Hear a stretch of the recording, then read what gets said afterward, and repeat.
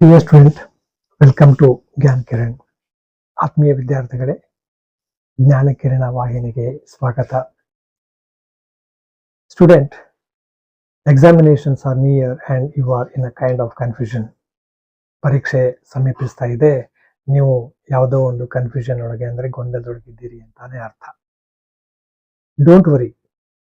To get rid of this kind of phobia, to get rid of this kind of confusion, we have to follow certain action plan. ಇಲ್ಲಿ ನಾವು ಈ ಪರೀಕ್ಷಾ ಭಯದಿಂದ ಹೊರಗೆ ಬರಲಿಕ್ಕೆ ಮತ್ತು ಈ ಗೊಂದಲಗಳಿಂದ ಹೊರಗೆ ಬರಲಿಕ್ಕೆ ಒಂದು ಕ್ರಿಯಾ ಯೋಜನೆಯನ್ನು ನಾವು ಪಾಲಿಸಬೇಕಾಗ್ತದೆ. This action plan is released by, it is declared by state government. ಈ ನಮ್ಮ ಸರ್ಕಾರ ಏನು ಮಾಡಿದೆ, ಒಂದು ಕ್ರಿಯಾ ಯೋಜನೆಯನ್ನು ಈಗಾಗಲೇ ರಿಲೀಸ್ ಮಾಡಿದೆ. Dear student, according to this action plan, ಈ ಒಂದು ಕ್ರಿಯಾ ಯೋಜನೆಯ ಪ್ರಕಾರ students can score more than 40 marks. ಈ ಕ್ರಿಯಾ ಯೋಜನೆಯ ಪ್ರಕಾರ ಮಕ್ಕಳು 40ಕ್ಕಿಂತ ಹೆಚ್ಚು ಅಂಕಗಳನ್ನು ಗಳಿಸುವಂತಹ ಸಾಧ್ಯತೆ ನಿಖರವಾಗಿದೆ. ಅಂಡ್ ಹೆನ್ಸ್, ಆದ್ರಿಂದ dear student, don't worry, if you follow this action plan, there is no doubt you will score more than 40+ marks. ಅದರಿಂದ ಚಿಂತೆ ಬೇಡ, ನೀವು ಸರಿಯಾಗಿ ಇದನ್ನು ಪಾಲಿಸಿದ್ದೆ ಆದರೆ 40ಕ್ಕಿಂತ ಹೆಚ್ಚು ಅಂಕಗಳನ್ನು ನೀವು ಗಳಿಸಬಹುದು. ಹಾಗಾದರೆ ಮಕ್ಕಳೇ, ವಾಟ್ ಇಟ್ ಇನ್ಕ್ಲೂಡ್ಸ್? ಹಾಗಾದರೆ ಈ ಕ್ರಿಯಾ ಯೋಜನೆ ಏನನ್ನು ಒಳಗೊಂಡಿದೆ? ಈ ಕ್ರಿಯಾ ಯೋಜನೆಯಲ್ಲಿ ನಾವೇನು ಮಾಡ್ತೀವಿ ಅಂತಂದರೆ, we will discuss detailed account of types of questions and blue print. ಈ ಕ್ರಿಯಾ ಯೋಜನೆಯೊಳಗೆ ನಾವು ಒಂದು ನೀಲನಕ್ಷೆ ಏನಿದೆ, ಯಾವ ಪ್ರಕಾರದ ಪ್ರಶ್ನೆಗಳು ಬರ್ತವೆ ಅನ್ನೋದನ್ನು ಅಭ್ಯಾಸ ಮಾಡ್ತಿದ್ದೀವಿ. Dear student, this action plan is very helpful for you. That's why I would like to depict this action plan in a detailed account. ಅದರಿಂದ ವಿದ್ಯಾರ್ಥಿಗಳೇ, ಈ ಕ್ರಿಯಾ ಯೋಜನೆಯನ್ನು ಬಹಳ ಸ್ಪಷ್ಟವಾಗಿ ನಿಮ್ಮ ಮುಂದೆ ನಾನು ವಿಸ್ತೃತವಾಗಿ ಇಡಲಿಕ್ಕೆ ಪ್ರಯತ್ನ ಪಡ್ತಿದ್ದೀನಿ. ಆದ್ದರಿಂದ ವಿದ್ಯಾರ್ಥಿಗಳೇ, ಈ ಕ್ರಿಯಾ ಯೋಜನೆಯ ವಿಸ್ತೃತ ವಿಶ್ಲೇಷಣೆಯನ್ನು ನಾವೀಗ ನೋಡೋಣ. Dear student, let us jump into the analysis of action plan. ಅದರಿಂದ ನಾವೀಗ ಈ ಕ್ರಿಯಾ ಯೋಜನೆಯ ವಿಸ್ತೃತ ಚಿತ್ರಣದ ಸಮೀಕ್ಷೆಯನ್ನು ನಾವೀಗ ಮಾಡೋಣ.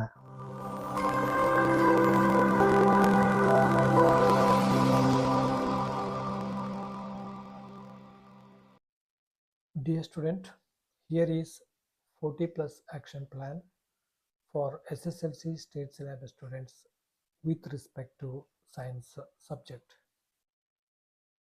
ಆತ್ಮೀಯ ವಿದ್ಯಾರ್ಥಿಗಳೇ, ಈ ವಿಜ್ಞಾನ ವಿಷಯಕ್ಕೆ ಸಂಬಂಧಿಸಿದ ಹಾಗೆ ನಾವೀಗ 40+ ಕ್ರಿಯಾ ಯೋಜನೆಯನ್ನು ನೋಡೋಣ.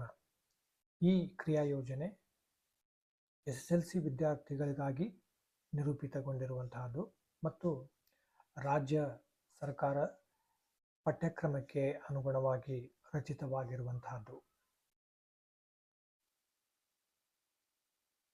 Dear student, next we will concentrate on the diagrams which are compulsory considered for examination. Remember, these diagrams constitutes 8 to 10 marks. If you practice these diagrams, you will score 8 to 10 marks. ಇಲ್ಲೇ ನಾವು ನಿಖರವಾಗಿ ಮತ್ತು ಖಂಡಿತವಾಗಿಯೂ ಕೆಲವು ಆಕೃತಿಯ ರಚನೆಗಳನ್ನು ನಾವು ಇಲ್ಲಿ ಸರಿಯಾಗಿ ಅವುಗಳನ್ನು ರೂಢಿಗತ ಮಾಡಿಕೊಂಡಿದ್ರೆ ಆದರೆ 8ರಿಂದ 10 ಅಂಕಗಳನ್ನು ಗಳಿಸಬಹುದಾಗಿದೆ. ಹಾಗಾದರೆ ನಾವು ಆ ಡೈಗ್ರಾಮ್ಗಳು ಯಾವುವು ಅನ್ನೋದನ್ನು ಒಂದೊಂದಾಗಿ ನೋಡೋಣ. Let us consider these diagrams one by one.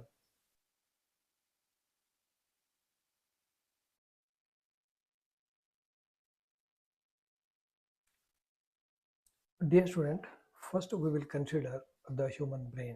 ಅಂದರೆ ಮಾನವನ ಮೆದುಳಿನ ಚಿತ್ರ ಪ್ರತಿ ಸಾರಿ ಪರೀಕ್ಷೆಯಲ್ಲಿ ಕೇಳುವಂಥ ಸಾಧ್ಯತೆ ಇದೆ. So here you need to concentrate on the parts. ಹೆಚ್ಚು ಕಡಿಮೆ ಎಕ್ಸಾಮ್ನಲ್ಲಿ ಏನು ಅಂತಂದರೆ more or less these parts are asked to identify. You must have to practise to label these parts. ಇವುಗಳನ್ನು ಏನು ಭಾಗಗಳನ್ನು ಗುರುತಿಸಬೇಕು ಅಂತ ಅವರು ಕೇಳ್ತಾರೆ. ನೆನ್ಪಿಟ್ಕೊಳ್ರಿ, ಫೋರ್ ಬ್ರೈನ್ ನನ್ನ ಮುಂದಿನ ಭಾಗದೊಳಗೆ cerebrum, hypothalamus, pituitary gland, pons and medulla ಇವನ್ನೆಲ್ಲ ನೋಡ್ಬೋದು. ಹಾಗೆ ಮಿಡ್ ಬ್ರೈನನ್ನು ತೆಗೆದುಕೊಂಡಾಗ ಇಲ್ಲಿ ನಾವು ಹೆಚ್ಚು ಕಡಿಮೆ ಏನು ಮಾಡ್ಬೋದು, ventricles, we will consider the corpus callosum and thalamus. So mainly more frequently in the examination it is asked to identify the thalamus part of the brain. Then we will consider ಹಿಮ್ಮೆದುಳು ಅಂತ ನಾವೇನು ಹೇಳ್ತೀವಲ್ಲ, and brain, ಅಲ್ಲೇ brain stem ಇರ್ತದೆ. So dear student, you have to have a glance at this picture every day and try to practice all these labels. Then we will follow the next one, that is structure of human heart.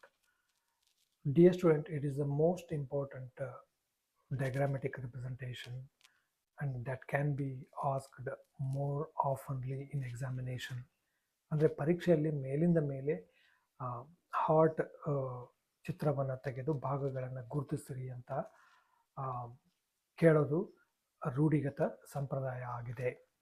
ಹಾಗಾಗಿ ನೀವೆಲ್ಲ ಹೆಚ್ಚಾಗಿ ಈ ಎಲ್ಲ ಭಾಗಗಳಲ್ಲಿ ಮುಖ್ಯವಾಗಿ aorta ಅಂತ ಕೇಳ್ಬೋದು. Then we will consider the bicuspid ವಾಲ್ವ್ಸ್ಗಳು, then left atrium and then tricuspid valve, and as usual of about the pulmonary artery, pulmonary veins.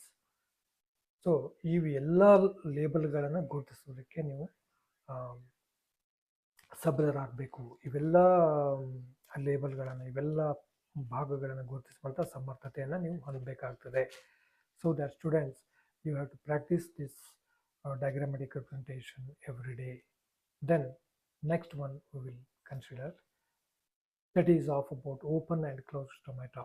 ಇದು ಬಹಳ ಸರಳವಾದ ರಚನೆಯಾಗಿದ್ದರೂ ಕೂಡ, ಆಕೃತಿಯ ರಚನೆಯಾಗಿದ್ದರೂ ಕೂಡ ಇದನ್ನು ಕೂಡ ಕೇಳುವಂಥ ಸಾಧ್ಯತೆ ಬಹಳ ಇದೆ. ಇದರೊಳಗೆ ಮುಖ್ಯವಾಗಿ ಸ್ಟೊಮ್ಯಾಟಾ ಕ್ಲೋಸ್ಡ್ ಅಂದರೆ ಮುಚ್ಚಿದಂತಹ ಪತ್ರರಂಧ್ರ ಅಂತ ನಾವೇನು ಹೇಳ್ತೀವಿ, ಹಾಗೆಯೇ ಸ್ಟೊಮ್ಯಾಟಾ ಓಪನ್ ಅಂದರೆ ತೆರೆದಿರುವಂಥ ಪತ್ರರಂಧ್ರ.